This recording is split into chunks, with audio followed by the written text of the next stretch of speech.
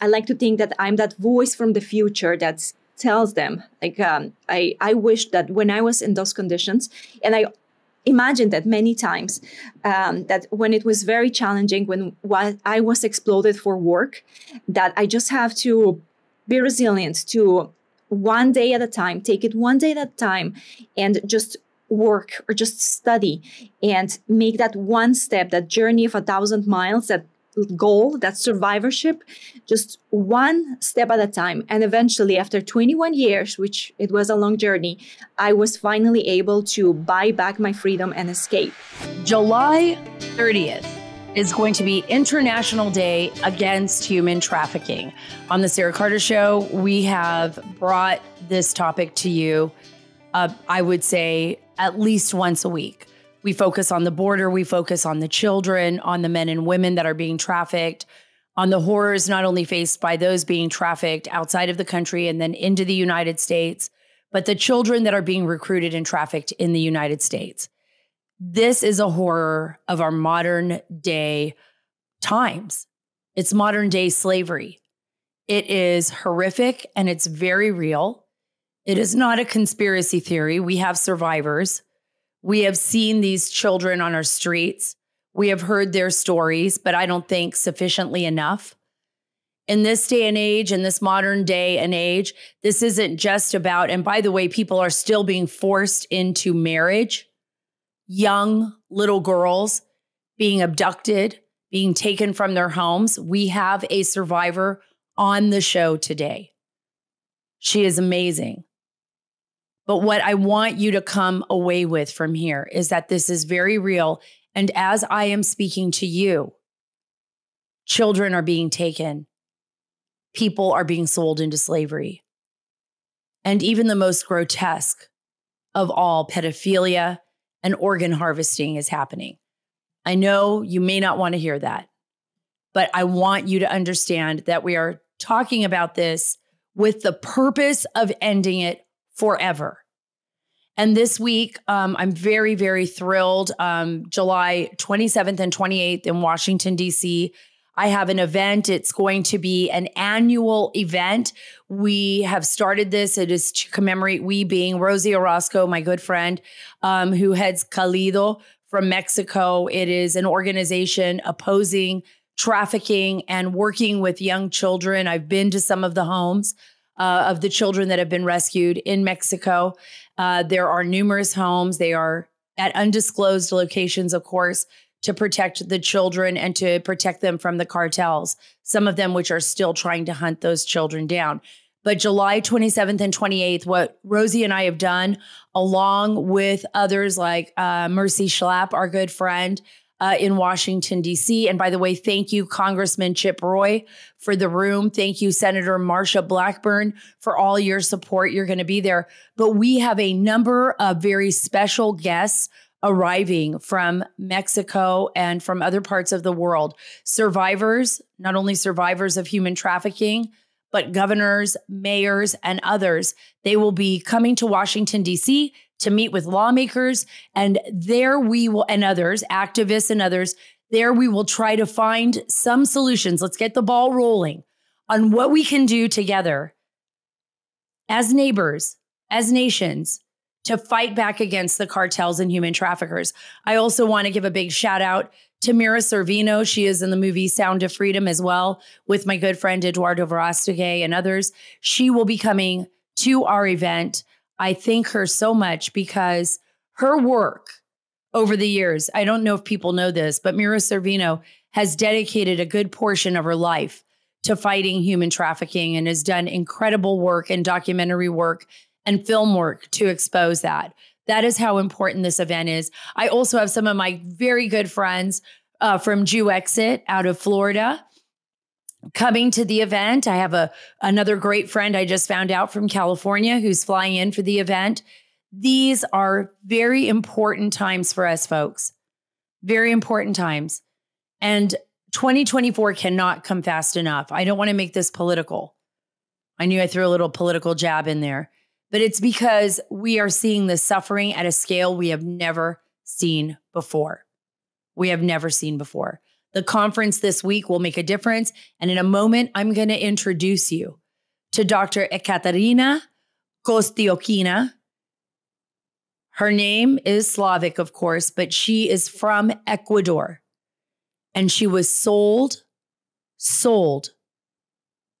folks, at the age of 12 to an abuser that, guess what, brought her here to the United States, to Broward County, Florida, where he abused her, treated her like a slave. He both sexually and physically abused her for 21 years. And you're going to want to hear this story because she not only escaped that slavery, but she graduated from Harvard and is now a doctor living in New Zealand. I'll be back in just a moment. But first, I want to talk to you a little bit about gold and silver. Thank you, Allegiance Gold, for being a sponsor of the Sara Carter Show. Thank you so much for all you do to help us diversify our funds. And in this day and age, we really need to do that. This is about protecting your family's 401k, your IRA, and protecting your future and your children's future. And guess what? My friends at Allegiance Gold can help you do that. And right now you can get $5,000. That's right. Get $5,000 of free silver on a qualifying purchase when you tell them that Sara sent you. So don't wait. Call or click today. 877-702-7272. That's 877-702-SARA, SARA. Or go to protectwithsara.com. We can't control the Biden administration, folks. We've already seen that, but we can prepare. 877-702-7272. That's 877-702-SARA, SARA. Or go to protectwithsara.com. As I said, this is an important topic when we're dealing with human trafficking. The most important aspect of the story is the victim and the survivors. There are victims, and the victims, I believe, are the ones that we have lost forever. The children, the young girls, the young boys that have lost their lives to human trafficking. But there are survivors, and their stories are so important. And that's why I'm so happy to have Dr. Ekaterina Kostioukhina on the show. And I hope I pronounced your name correctly. You're a medical doctor, a Harvard scholar, a survivor of human trafficking. You know, it makes me want to cry because it's a story that everyone needs to hear. People need to understand that you can get past this. As you know, for so many people who are listening to the show, I don't know if there's someone out there who's listening to this right now who is actually a victim of human trafficking. But I believe that your story, doctor, is going to make a difference. You advocate for others who have no voice. And just so the audience understands, you were a victim for 21 years. You were trapped in a system where child marriage favors the abuser. You broke the chains of oppression through your education. And this is part of your bio. It states that you, despite the obstacles of labor, exploitation, and being removed from school since early childhood, you found refuge and salvation in the wisdom of books at a local library. You obtained your GED. You persevered. You worked hard. And that led to your medical degree from Harvard. And then from GED to MD. I mean, this is crazy. And even Harvard, that's absolutely an incredible story. Let's start from the beginning. Tell people a little bit about yourself. To start, I want to thank you for using your voice to raise awareness about this important topic, because you're right. Some person might be listening to this because the statistics tell us that approximately 50 million people around the world live in conditions of human trafficking, and the numbers are growing. Every single year, the UN is reporting higher and higher numbers. Every year, 1 million children are kidnapped to be trafficked by human traffickers. And we have less than 1% of the prosecution of the criminals who are committing these crimes. So thank you for being part of the solution, because it is a global challenge that requires a lot of help, not just from relying on law enforcement, which has been challenging, not just on legislators who are writing laws constantly, which are not being enforced, but also from people like you to raise awareness. Thank you. That is first of all. And start and continue, my story, the reason why I want to share it is because it is important to be able to let people realize who might be in these conditions of no hope, of being psychologically chained, because psychological chaining and that dependence is the main modus operandi of human trafficking. So it is important to hear that voice, that possibility. And that is where I thank Rosie Orozco for her project of Blank Page, because she promotes the opportunity, she promotes the message that a blank page is possible. Because many of the people who end up in human trafficking are criminalized. They're forced to do things that are against the law. They have a terrible record. They might end up in drugs and doing things that are definitely not good for having a reputable and a good life with opportunities. But Rossi tells us and shows us that there's a blank page. And when I was giving my blank page, I decided that after 21 years, when I had this opportunity, I colored on it and I wrote that I want to be the voice for those who have been silenced. And that's why I share my story. And I like to think that I'm that voice from the future that tells them, like, I wish that when I was in those conditions, and I imagined that many times, that when it was very challenging, when I was exploded for work, that I just have to be resilient to one day at a time, take it one day at a time, and just work or just study and make that one step, that journey of 1,000 miles, that goal, that survivorship, just one step at a time. And eventually, after 21 years, which it was a long journey, I was finally able to buy back my freedom and escape. But it all started when I was a child in middle school in South America, in a country in Ecuador, where my parents were residing. And we were approached by basically a criminal organization that was a family organization. I was identified as the person to exploit, and my parents were forced to sign papers that will legalize pedophilia and basically human trafficking. And you will think, what kind of explain that really quick? Explain that really quickly, because explain that quickly so people understand. You're a middle school child. Your parents were forced to sign you away, basically. Yes. Into this life in Ecuador. Yes. How does it happen? With child marriage, which is basically, it's forced marriage to children, where pedophilia, that doesn't matter what is the age gap, is legalized in countries where that is legal, or in states where that is still legal, where children are able to marry. When children marry, is not because they consent to it. They cannot consent to something like that, especially when the person is many more years, many decades, much older. So my parents were forced into doing that. And I was taken legally to the United States, to South Florida, where I was exploited for my work. I was put to work in factories.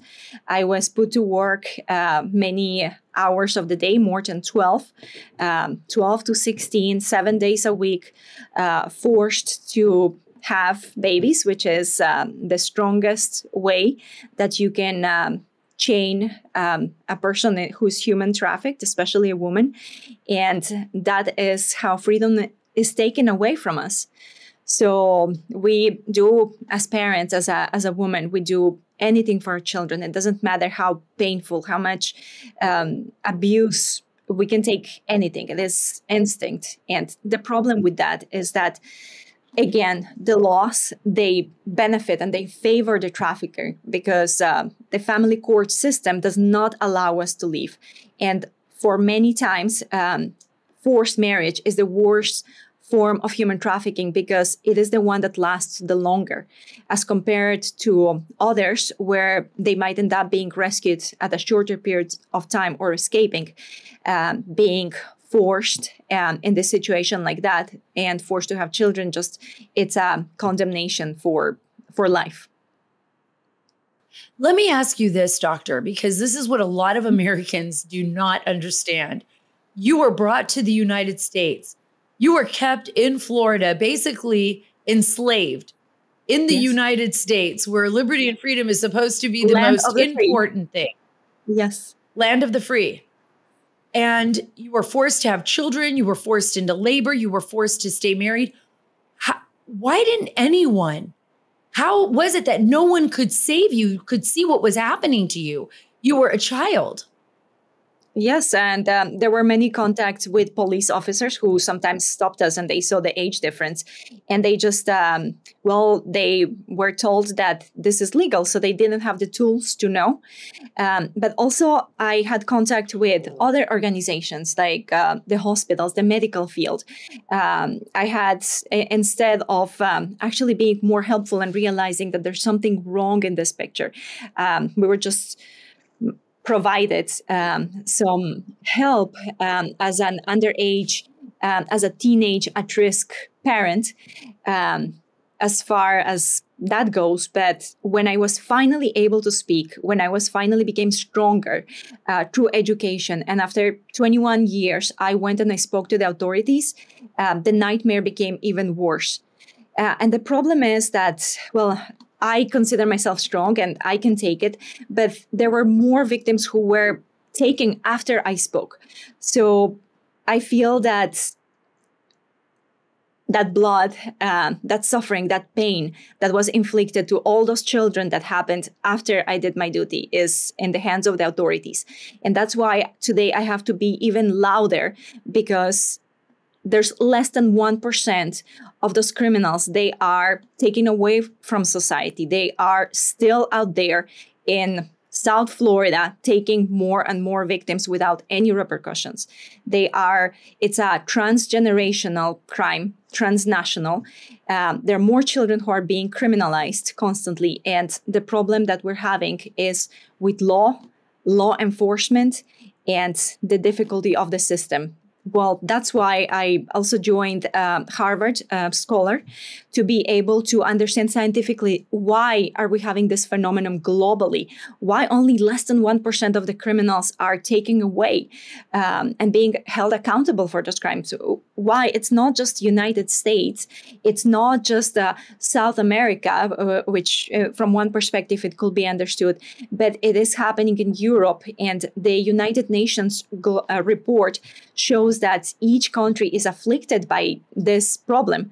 So it is important to understand it and study it in a scientific manner. And I think I might end up becoming a lawyer to add to these degrees. But education is my tool to understand and to be able to approach it. You are their worst weapon. You are their worst weapon right now. The best weapon for fighting for survivors and who were victims of this. Hey, folks, you know how much I love MyPillow, and Mike Lindell. Thank you so much for being such a patriot and putting America first. And right now, Mike has a very special offer for all the Sara Carter listeners. My family has MyPillow everything, from MyPillow sheets, those Giza Dream sheets that we love so much, to MyPillow mattress toppers, to MyPillow towels, to MyPillow sheets, and so much more. I want you to go to mypillow.com/Carter and use promo code Carter, CARTER, to get the queen size MyPillow. Listen to this, for only $19.98 during Mike's MyPillow 20th anniversary sale. Wow. Or call 1-800-685-7221. There you'll find not only this amazing offer, but also deep discounts on all MyPillow products, including the MyPillow slippers, the pet beds, which Macy loves to sleep on, and Pika Lola, Danny, and our new puppy Astro, blankets, and so much more. Get the best night's sleep on mypillow.com/Carter and use promo code Carter, or call 1-800-685-7221. That is 1-800-685-7221. mypillow.com/Carter, promo code Carter. I'm so happy to have met you even right now. And your story is so important. You are so important. And I know you know that. I know you believe that now, how important you are as just an individual, what a wonderful human being you are in fighting, such an atrocious, it breaks my heart, because I can only imagine what you went through, and as a woman and as a mother, I understand that. And I feel that for you. You have a blank page, and you showed it to me a second ago. Show it again. Lift that up, because this is your blank page. And I want everyone to hear it. as Rosie was saying, it is extremely important to start with the support to the victims because the system re-victimizes again. And our perpetrator, who has taken so many victims, continues to be free in South Florida, in Broward County, taking victims constantly still to this day. So something needs to change because besides the evidence that is clearly violating laws that are very black and white in the Constitution of Florida, there's no law enforcement of those crimes. And the victims, they are alone. The latest victim has escaped and she has nowhere to go because the way it also works is that they are isolated from everyone. So we need to build a stronger system where the victims are empowered, from my perspective, from education. How young are these victims? Support. They start very young because Ekaterina, how young? yes, underage. How young were you? 12, How young were you? 12 and middle school. Yes. I can't imagine, because that is just a year older than my daughter right now, who is still playing with her dolls. Yes. Who is finally maybe just starting to say some of the boy bands are cute. Maybe. But she doesn't really want to admit to it, right? She's a baby still. She's really still a immature young girl who's like learning life. You said that this person, we will not mention their name right now because I'm sure there's ongoing investigations and things that are, and you and I can talk about that later, because you and I may need to discuss this and Rosie, and take this to the governor or somebody. But this person you said is continuing to commit these atrocious acts, and that one of the victims was this person marrying other victims after you? Is that what happened? Yes. Or bringing them in? Or yes, but this time it was in the United States, where that is absolutely a crime. There is evidence of children who were conceived when the victims were underage, and that is not taken into consideration. It's 10 years at least as per Florida law, and this criminal continues to take even more victims. It's puzzling. What is going on? I believe this isn't just Broward County in Florida. I believe that now it's like, I almost had a light bulb moment talking to you, doctor, because I think this is an unspoken crime that may be happening across our nation, that children are coming here from Ecuador, from the Philippines, from Thailand, from other parts of the world that are being purchased. They might even be lying about their age when they bring them in. And they're bringing them in and enslaving them. This could be huge. This could be something that we've missed. We're thinking, which is what's happening at the border, and we see that. But this is a very silent victimization of what happened to you, doctor. You were living in America in enslavement. Yes, it is silent, but it's on your face. And statistics show that we might know some people who are in the process, who are being humanly trafficked, except that they cannot speak. And also psychologically, we want to ignore that. We don't know what to do with it. That's why another project that we're having is to raise awareness and to train doctors in the medical system to be able to recognize it and actually link them with groups that Rosie leads and other organizations to actually empower the victims. That way they can become stronger and they can deal with the problem themselves. Because according to the Polaris Project, what works for victims to change from victimhood to survivorship is not law enforcement, is not going to the police and actually asking for help. It's not the common things that we think happened on TV. It's actually their own ingenuity, as reported in the statistics that were studied by the Polaris Project. That's absolutely incredible. For survivors, and I'm going to bring you back on this show. I want you to continue to come on. I hope you do, to speak about this, and we're going to figure out new and more creative ways of outreach, and maybe using social media. I'm sure you do, but I would like to do that on my social media. And I'll talk to Rosie about that as well. And for all of you listening to this, all of you great, wonderful listeners of my show, please send us your ideas, send us your thoughts. Please help groups like Kalido and other groups like what the doctor's working for to just save these young children's lives from these predators. We've got to do this. What is your message, doctor, to the American people? I mean, you were held as a slave here. You're now in New Zealand. I hope I can say that. If I can't, we'll take it out. But, you know, it's very early in the morning where you're at. You got up at 4 a.m. to do this, to talk to us. And your husband is amazing because he did so much work setting everything up. You have children and, you know, he's doing this so you can get the word out. But what is your message to the American people about what we need to do to help fight this scourge on humanity, to help save children's lives? Well, the message, Sara, is that the problem is that it can happen to anyone. It can even happen to your daughter. Can you imagine that? The strategies that they use are so many, and it's not just straightforward kidnapping, such as what is happening in Mexico to young girls, ages 10 to 19, but also a lot of psychological grooming that is happening through cyberspace, through information warfare, and different strategies. It can happen to anyone, and it is happening. That's why almost 50 million people live in human trafficking conditions around the globe. It is time to stop this. It is time to shed light on this heinous crime. And just like organized crime is successful because they are organized, we need to organize ourselves, to join hands together, to join our brains and fight for the innocence of our children, the innocence of these new generations, the modern day slavery. Dr. Ekaterina Kostioukhina, thank you so much for coming on this show. There's so much more that I would love for you to talk about, so many more details. I know Rosie and I will continue to stay in touch. I will through Rosie with you.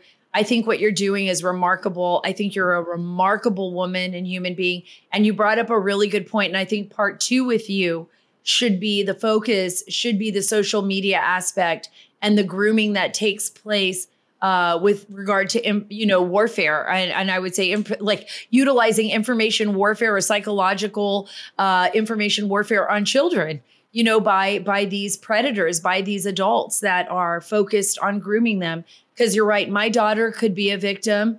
You have children, and I'm sure you protect your children with all your heart because you know how easily it can happen because it happened to you.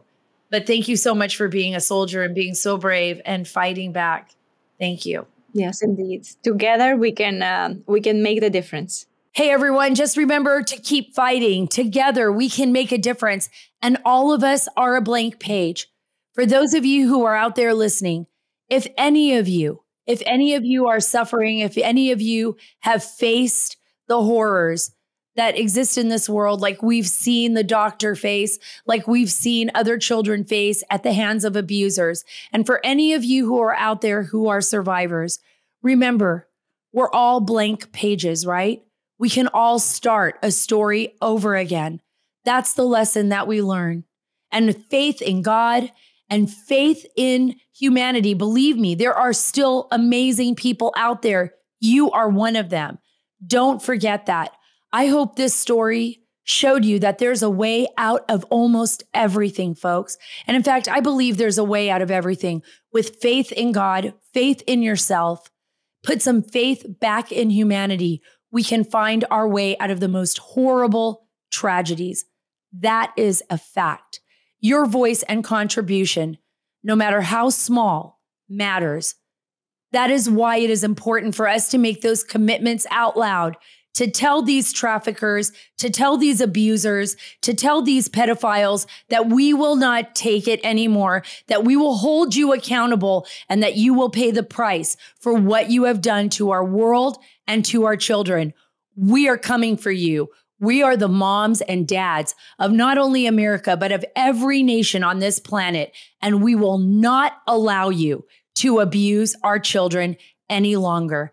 Thank you for your prayers and support. If you love today's show and want even more of the Sara Carter Show, make sure you rate this podcast 5 stars, and subscribe to your favorite podcast app, whether that's Spotify or Apple or whatever you listen to. And by the way, follow me on Truth at Sara Carter Official, on Twitter at Sara Carter DC, and on Instagram at SCarterDC. God bless you. God bless all the children in this world and all the people living in servitude. God bless our great nation, and God bless the great state of Texas.